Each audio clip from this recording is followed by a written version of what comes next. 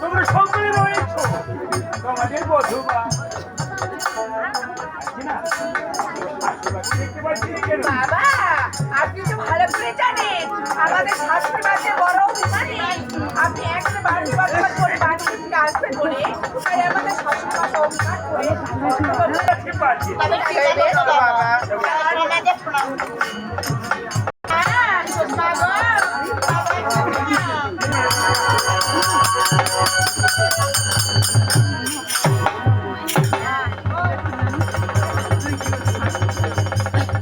बोलियो प्रभु तुम्हारे चरण प्रणिपात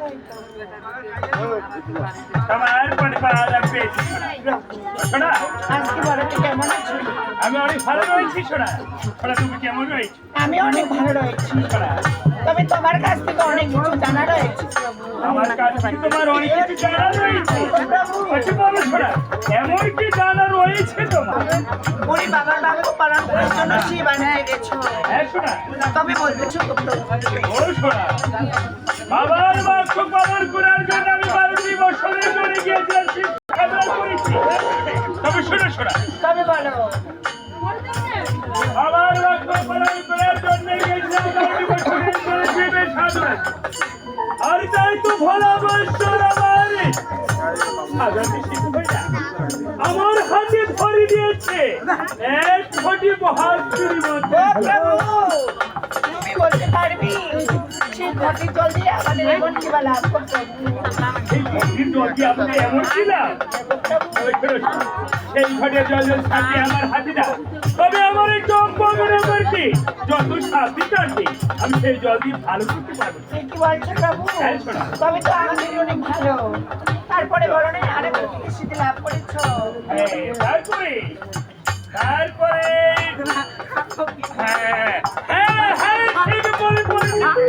তারপরে গিয়েছিলাম সেই কালীদহ সাগর। আর সেখানে গিয়ে না সেখানে গিয়ে আত্মশক্তি মহামায়ার উপাসনা করি আমি আমি পেয়েছি তোমার কথা শুনে অবাক হয়ে যাচ্ছি। আমি শুধু দেখতে পাচ্ছি তোমার হাতে সামান্য এখন লাঠি। তবে বলো না এই লাঠি আমাদের কাছে থাকলে কি বা লাভ আর না থাকলে এমন কি বা লাভ গো প্রভু? এই লাঠি তুমি সামান্য বলো না কেন প্রভু কেন? সামান্য বলবা এই লাঠি যদি থাকে আমার হাতে তবে আমার এই চম্পকনগরকে কোন শুভ শক্তি আগমন করতে পারে। কি বলছো প্রভু? তবে তো আরো খুশির খবর। ও প্রভু, তোমার মনে আছে সেই গুরুদেবের পুজোর কথা? তুই বলছিস না, আজ কতদিন পরে এসেছি আমার গৃহে। চল না শোনা, এক সাথে যাবো সেই ভোলানাথের মন্দিরে।